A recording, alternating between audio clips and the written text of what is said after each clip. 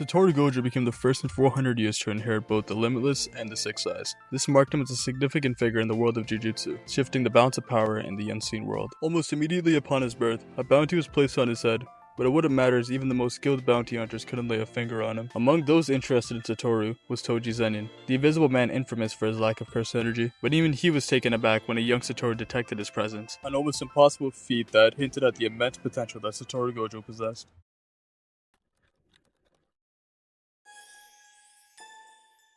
Fast forward to Satoru's second year at Tokyo Jujutsu High. Gojo alongside Geto and Shoko embark on a rescue mission for Meimei and Utahime. Satoru faced a reprimand for failing to set up a curtain, leading to him and Geto arguing about the strong protecting the weak. In this case, Geto believed that the sorcerers held the duty to protect the non-cursed users, inferring his belief that non-sorcerers were inferior to him. They were later assigned a mission from Master Tengen to escort the Star Plasma vessel to Tokyo Jujutsu High. Throughout this mission, Gojo demonstrated his use of the Limitless technique with the neutral application of it along with blue, otherwise known as Curse Technique Lapse. He tries to use red but fails to do so. The mission took a turn with the appearance of Toji Fushiguro. Gojo initially struggled against Toji's unconventional attacks and lack of cursed energy. Toji's use of the inverted Spear of Heaven allowed him to bypass the neutral application of Limitless, ultimately leading to Gojo being critically injured. But before he could bleed out, Gojo learned to use the reverse curse technique, allowing him to heal himself as well as use red, otherwise known as a curse technique reversal. Due to him having the Six Eyes, he can now use reverse curse technique automatically with minimal loss in total curse energy reserves. Given his ability to use reverse curse technique, Gojo can now use Hollow Purple, a technique that combines red and blue, which Satoru uses to kill Toji. Satoru seemingly became the strongest at this point. Though he won this battle, Riko Amanai had already been killed by Toji whilst Gojo was first taken out. This leads to Gojo wanting to kill everyone from the Star Religious Group's headquarters, but is convinced by Geto not to. Around a year later, it seems Suguru Geto had turned against humanity, killing his own family as well as an entire village. Gojo confronts Geto and learns that Geto wants to rid the world of all the non-sorcerers, a complete 180 from how he felt just a year prior. Despite this, Gojo couldn't bring himself to kill his best friend. The following years, Satoru sought to cultivate a generation of strong sorcerers, leading to him taking Megumi Fushiguro under his wing.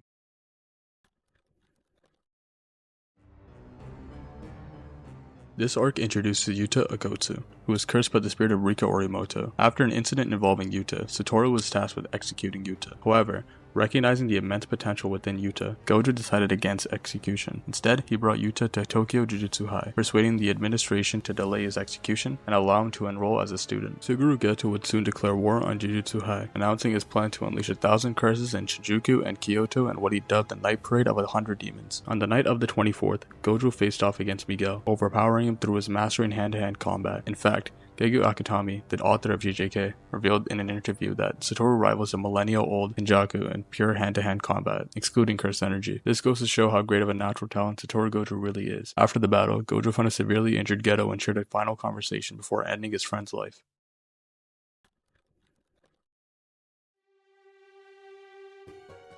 We begin with Satoru confronting Yuji Itadori as he consumed one of Sukuna's fingers. Gojo allows Sukuna to take over Yuji for 10 seconds to assess Yuji's control over his body. After confirming Yuji can suppress Sukuna post-battle, Gojo knocks him out, with the Megumi reluctantly suggesting execution as a last resort, but truly wants to keep him alive. So Gojo proposes a plan to allow Yuji to live and consume all of Sukuna's fingers to fully exercise the curse before his execution. Upon Yuji's awakening, Gojo introduces himself and outlines the plan for Yuji's suspended execution, integrating him into Tokyo Jujutsu High. After an interview with Principal Masamichi Yaga, Yuji is accepted into the school. Not long after, Yuji, Megumi, and Nobara, a fellow first year, are sent on a mission in a detention center. At this time, Satoru was on a business trip, not being able to supervise them through their mission. This leads to Yuji's temporary death, where he is later brought back to life through a binding vow between Yuji and Sukuna, which allows Sukuna to take over Yuji's body for 1 minute whenever he says, "in chain." After Yuji revives in the morgue, Satoru explains to him that his resurrection will be kept a secret to give him some time to train. This training is put to the test when Gojo is attacked by Jogo, a special great spirit. In a display of overwhelming power, Gojo not only defeats Jogo, but uses the encounter as a live lesson for Yuji. We see Satoru's domain expansion, Unlimited Void, in this fight, which causes everyone inside the domain who wasn't touching him to receive endless amounts of information and stimuli. This leads to Jogo being frozen in place, allowing Satoru to easily decapitate the cursed spirit. However, another special great spirit, Hanami, distracts Satoru and Yuji, leading to their escape and rescue of Jogo.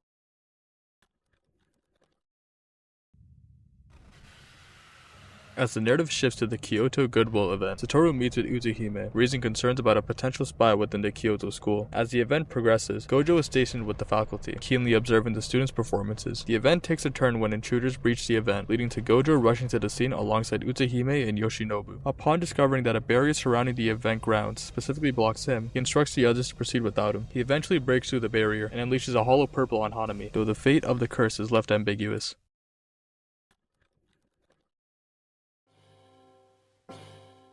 As Halloween dawns on October 31st, tension escalates as Gojo steps into the curtain over Shibuya. Amidst the crowd, he quickly sizes up the situation and is soon met with Jogo, Hanami, and Choso. The battle begins as the cursed spirits manipulate the environment to trap civilians and use them against Gojo. When Jogo and Hanami attempt to bypass Limitless with domain amplification, Gojo evades and targets Hanami first, quickly eliminating him with the neutral application of Limitless. Satoru then faces not only the cursed spirits, but also an onslaught of mutated humans, with the arrival of Maito. Given that the area was filled with the lives of innocent bystanders, Jogo and Maito were confident that Gojo wouldn't cast his domain as it would sacrifice the lives of bystanders. However, he momentarily expands his domain for 0.2 seconds to stun everyone within the domain without killing the humans. He then rid the area of all the transfigured humans, but is then caught off guard by a suspicious box. This moment leads to an encounter with Kenjaku, the one who took over Suguru Geto's dead body. Overwhelmed by confusion and nostalgia, Gojo is momentarily immobilized, allowing Kenjaku to fulfill the conditions needed to seal him in the prison realm. Despite the dire circumstances, Satoru reassures himself, placing his trust in his allies to continue the fight. The aftermath of the Shibuya incident greatly affects Jujutsu Society. Gojo is declared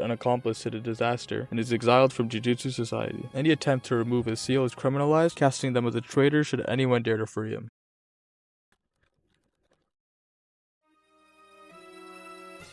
Given the efforts of the students and others in the culling games, Gojo was eventually unsealed, and appears to have trained quite a lot given his increase in muscle mass. Upon his unsealing, Gojo confronts Kenjaku, but is stopped by Sukuna, who is now at full power in Megumi Fushigero's body. He then takes out Uruume with a single punch, but the three decide to continue the fight on December the 24th.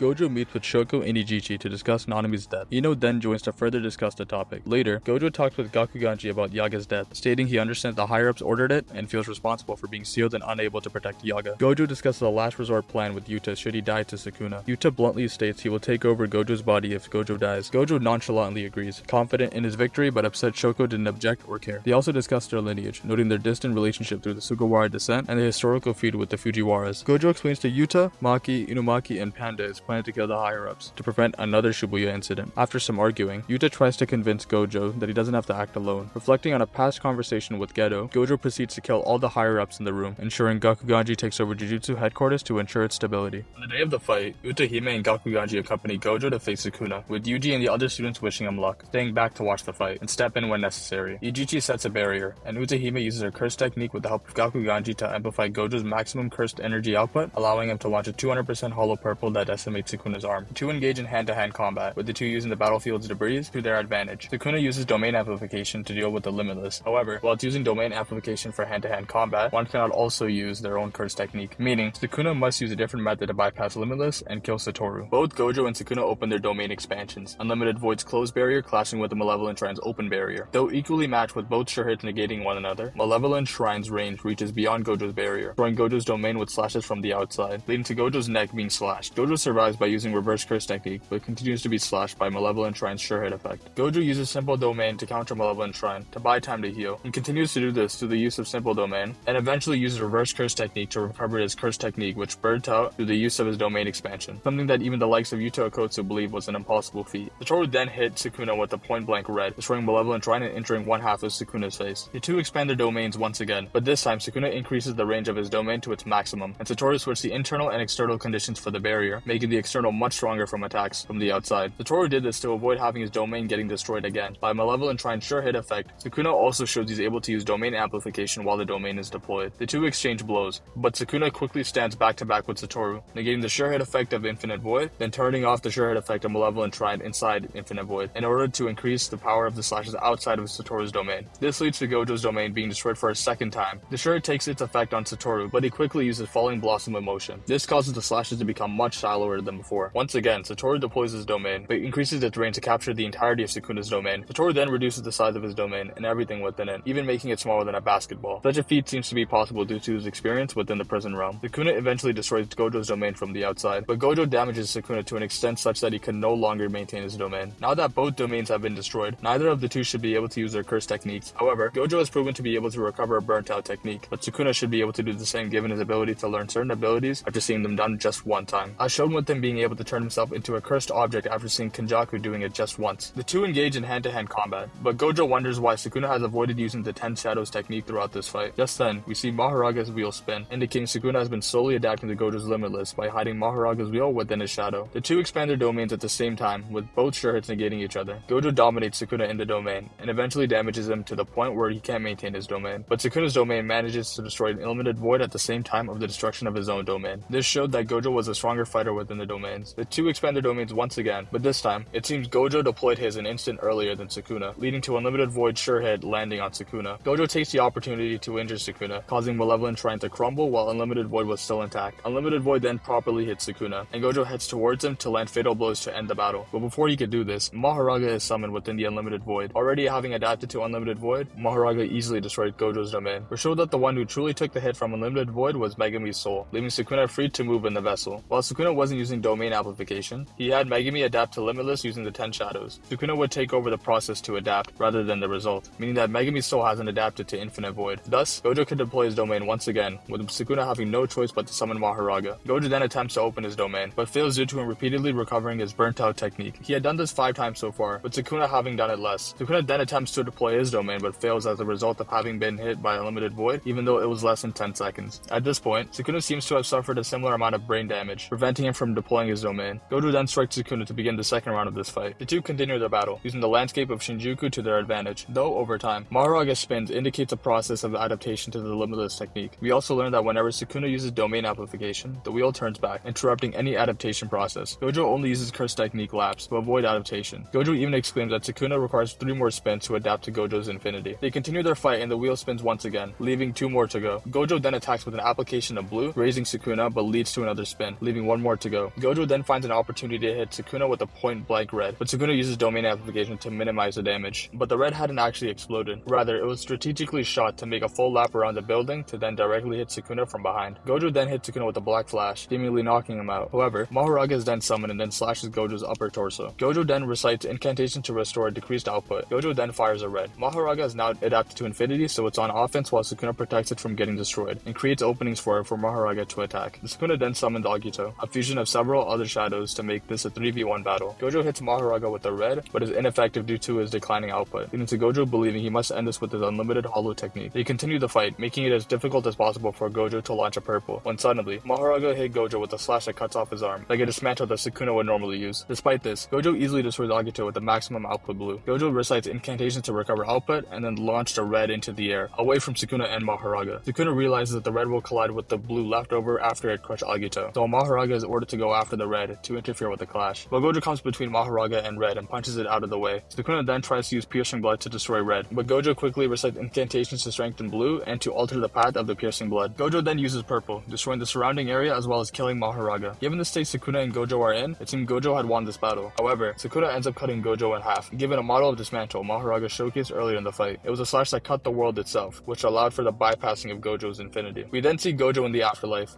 amongst other deceased characters, contemplating whether he should go north to start anew or to go south to return to his old self. Gojo's corpse vanishes from the battlefield. Much time later, Sukuna is momentarily distracted by Yuji Itadori, but suddenly, we see Satoru Gojo reappear on the battlefield, but it's actually Yuto Akotsu, who took over Gojo's body through the use of Kenjaku's curse technique. This sets the stage for the next round of this intense battle, as well as the end of the strongest sorcerer of the modern era.